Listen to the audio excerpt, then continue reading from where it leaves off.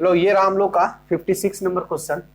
मजेदार क्वेश्चन है, दिया हुआ है alkylation is possible for which of the following, निम्नलिखित में से किसका एल्किनीकरण संभव है। तो एल्काइनाइजेशन बहुत बड़ी बात चीज नहीं बाबू, एल्काइनाइजेशन मतलब वही जो हैलो एल्केन होता है, ठीक है ना, वो इसमें से किसके साथ पॉसिबल है ये देखना हम लोग। तो एक काम करते हैं, प्राइमरी एमीन कोई लिख लेते हैं, चलिए लिख लेते हैं हम लोग RCS2 और NH2, ये हो गया प्राइमरी एमीन। यहां देख लेते हैं सेकेंडरी एमीन को अपन, तो RCS2 NH CH2 और यहाँ पे R हो गया, ये सेकेंडरी एमीन हो गया, ठीक है। और एक और दिया हुआ ऑप्शन कौन सा, टर्शियरी एमीन, वो भी अपन लिख लेते हैं RCS2 N, यहाँ CH2 और R हो जाएगा, यहाँ अगेन CH2 और R हो जाएगा। क्लियर है। चलो अब रिएक्शन कराते हैं बाबू, किसके एल्काइलेशन पूछ रहा है, किसमें पॉसिबल है, आप देख के बताना बाबू, कोई बड़ी बात नहीं है, सिंपल है। एल्काइलेशन क्या, एल्काइलेशन मतलब कोई भी ले लो, जैसे कि RCS2 और यहाँ हम Br ले लेते हैं, कुछ भी ले सकते हैं, BRI ले सकते हैं, Cl ले सकते हैं, यहाँ भी RCS2 और यहाँ पे हम Br। एल्काइलेशन पूछ रहा है मतलब किसके साथ कौन जो है इसके साथ रिएक्शन कर लेगा। चलो कराते हैं बाबू। सबसे पहले ये कौन सा हो गया, न्यूक्लियोफाइल हो गया, ठीक है। ये जा करके रिएक्शन करेंगे, खट यहाँ से क्या निकलेगा, Br निकलेगा, यहाँ से Br माइनस, और क्या बना लेगा ये हो जाएगा RCS2 और यहाँ हो जाएगा N, और एक हाइड्रोजन यहाँ से हट जाएगा, वो प्लस बनेगा, तो एक हाइड्रोजन, अगर चूंकि हाइड्रोजन इसके पास हट जाएगा तो क्या बन जाएगा NH, और यहाँ पे हो जाएगा CH2 ओवर R। एक्चुअली क्या करता है बाबू ये, वो हमको बता देते हैं कभी भाई, ये पूरा एक बार बना दे फिर आपको चीजें बता देते हैं। यहाँ क्या हो जाएगा RCS2 और अगेन ये जाकर के किससे रिएक्शन नहीं करेगा, फिर इससे करेगा, फिर यहाँ से कौन हटेगा, Br, यहाँ लिख दे क्या निकल जाएगा, HBr निकल जाएगा। क्लियर है। अब यहाँ हो जाएगा RCH2 और यहाँ हो जाएगा N, फिर से यहाँ पे हो जाएगा आपका CH2 और यहाँ पे R, एक और यहाँ पे है आपका CH2R, है ना बाबू, देख लो ये क्या है, एक ये है, तो ये दो हम लिख दिए और ये नया इसके साथ जुड़ गया। क्लियर है। यहाँ फिर से आपका जैसे ये जुड़ा तो H यहाँ से रिप्लेस हो गया और क्या बना दिया, HBr बना दिया, ठीक है। अब बताइए यहाँ से क्या पॉसिबल है बाबू, अगर मान लो इसके साथ हम जाके यहाँ पर रिएक्शन करा रहे हैं, क्या इसके पास कोई H है रखने वाला, नहीं है, तो इसीलिए जनरली ये रिएक्शन नहीं होता है। लेकिन अगर हम इसको रिएक्शन कराना जाए, जैसे मान लीजिए बहुत हाईली, अब इसके बेसिक कैरेक्टर को बढ़ा देते हैं या अल्काइल कैरेक्टर को बढ़ा देते हैं, नहीं बहुत ज्यादा ये हम मतलब कराना ही है, हम तो बेसिक कैरेक्टर इसका इंक्रीज कर दिए, तो फिर करेगा रिएक्शन, तो वो मजबूर हो गया करने के लिए, तो फिर करता तो क्या है देख लीजिए। कहने का मतलब अगर बाबू यहाँ पे दे देता ना, अगर ऑप्शन दे देता कि A और B, तो हम लोग आगे बढ़ते ही नहीं है, फिर वो ठीक रहता है, ये भी क्लियर है। लेकिन ये भी करता है, एक एक्सट्रीम कंडीशन में करता है कि नहीं, सामान्य नॉर्मल कंडीशन में नहीं करता है, एक्सट्रीम कंडीशन में करता है। तो एक्सट्रीम में करेगा तो क्या बनाएगा, देखिए RCS2N, ठीक है। अब जैसे इलेक्ट्रॉन दे देगा तो इस पे कौन सा चार्ज आता है, प्लस, कोई दिक्कत नहीं। फिर यहाँ पे आ गया CH2 और यहाँ पे आ गया R हो गया। चलो फिर यहाँ पे अपन लिख देते हैं क्या, CH2 और यहाँ पे R हो गया। क्लियर है। तो ये तो इसका अपना ही हो गया। नहीं, अब एक और आकर के कौन जुड़ गया, R, थोड़ा सा यहाँ मुश्किल होगा बनाने में, ही बना देते हैं, CH2 और क्या हो गया, R हो गया। अब इसके चलते इस पे कौन सा चार्ज आ गया, चूंकि इलेक्ट्रॉन दे दिया तो पॉजिटिव, और इस पॉजिटिव को सेटिस्फाइड करने के लिए इसके पास कौन आ जाता है, Br माइनस। तो यह एक एक्सट्रीम कंडीशन है कि नहीं है, आसानी से नहीं बनता, एक्सट्रीम कंडीशन है, स्टेबल भी कंपाउंड नहीं है ये, तो इसीलिए जनरली तो नहीं बनता है। लेकिन अगर ऑप्शन मेरे पास कुछ नहीं है तो, और दो ऑप्शन सही है और इसमें कंफ्यूजन है, तो अपन क्या करेंगे, टिक कर लेते हैं ऑल ऑफ दीज। हम ये बताएं बाबू, एक्सट्रीम कंडीशन में रिएक्शन होता है, नॉर्मल कंडीशन में रिएक्शन नहीं होता है, बहुत एक्सट्रीम कंडीशन में होता है, ठीक है। तो ये क्लियर है, बहुत आसान है, ये रिएक्शन करेगा, चेक कर लीजिए कि रिएक्शन में क्या है, कहने मतलब यहाँ से H हटना चाहिए तभी ना कंप्लीट होगा जी, अगर H नहीं रहता यहाँ पे तो रिएक्शन नहीं होगा, जैसे यहाँ पे H खत्म, रिएक्शन बंद हो गया। लेकिन हमारी मजबूरी है कि टर्शियरी दिया हुआ, ये दोनों पक्का करेंगे। देख लो, प्राइमरी एमीन है, ये भी रिएक्शन कर ले रहा है, सेकेंडरी है, ये भी एल्काइलेशन कर रहा है, लेकिन ये नहीं करेगा, ठीक है ना। तो लेकिन मजबूरी है, जो सही है, ऑल ऑफ दिस का ऑप्शन दिया हुआ है C है, तो मजबूरी है, ट्रिक करना पड़ेगा हम लोग को। तो ऑप्शन आपका कौन सा ठीक हो जाएगा, ऑल ऑफ दीज। क्लियर है। चलिए अगला क्वेश्चन हम लोग स्टार्ट करते हैं। चलो एक और बहुत आसान सा क्वेश्चन हम लोग सॉल्व करते हैं, आसानी है, बहुत आसान है। क्या दिया हुआ है, how many primary amine are possible by molecular formula C4H11N। अणुसूत्र C4H11N के द्वारा कितने प्राइमरी अमीन संभव है। बाबू प्राइमरी अमीन देखो ये तीसरा क्वेश्चन है इससे, और वहां आपको समझा दिए हैं। अगर आप चीजों को समझ रहे होंगे तो फिर ये भी क्वेश्चन बड़ी आसानी से सॉल्व कर सकते हैं। आइसोमेरिज्म का क्वेश्चन है ये, ठीक है ना। बट उससे पहले हमको अगर जानना पड़े बाबू, इसमें जानने वाली चीज क्या है, ये प्राइमरी अमीन। हम आपको लगभग ये तीसरा नंबर क्वेश्चन इसी से करा रहे हैं, ठीक है ना, प्राइमरी सेकेंडरी से। तो आप समझ लीजिए कि अगर एक क्वेश्चन हम अच्छे से समझ जा रहे हैं तो तीनों क्वेश्चन अगर सोचिए प्राइमरी अगर आप जानते हैं तो क्वेश्चन आराम से सॉल्व कर लीजिएगा। प्राइमरी अमीन का मतलब क्या होता है कि नाइट्रोजन जो ग्रुप हो, नाइट्रोजन से सिर्फ एक ही मिथाइल जुड़ा हो, एक ही एल्काइल ग्रुप जुड़ा हो, ठीक है ना। और वो कितने कार्बन, उसके साथ कितने कार्बन डजमेट हो, तो नाइट्रोजन से सिर्फ एक एल्काइल ग्रुप जुड़ा होना चाहिए।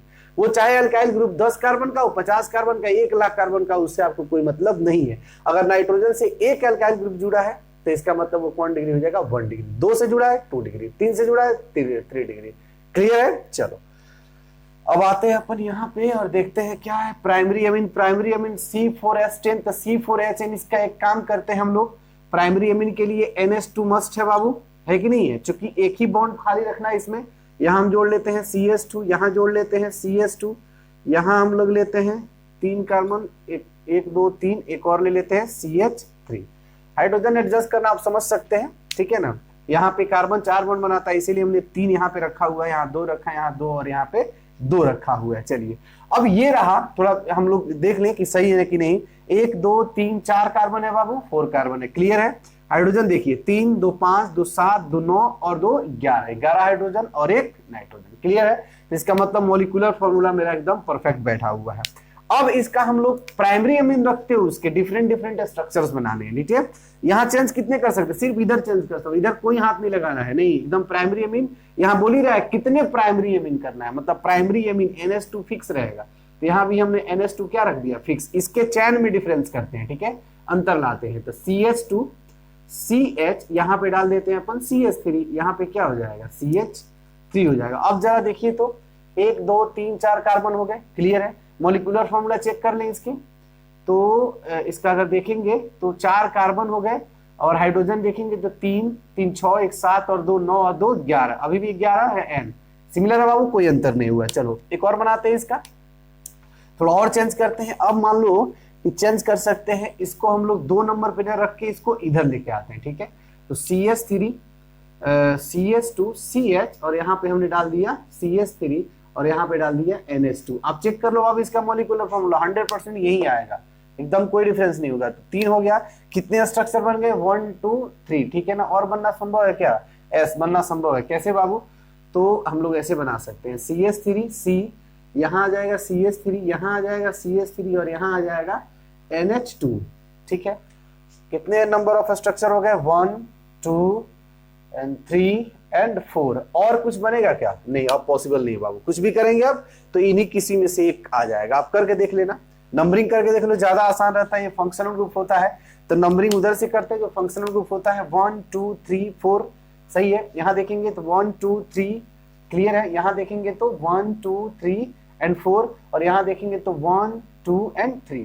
तो आप देखेंगे सब में बाबू, तो सब का अगर नेम लिखेंगे तो अंतर आ जाएगा, ठीक है। IUPAC नाम लिखेंगे तो अंतर इसका आ जाएगा, आराम से आएगा, उसमें कोई डाउट नहीं है।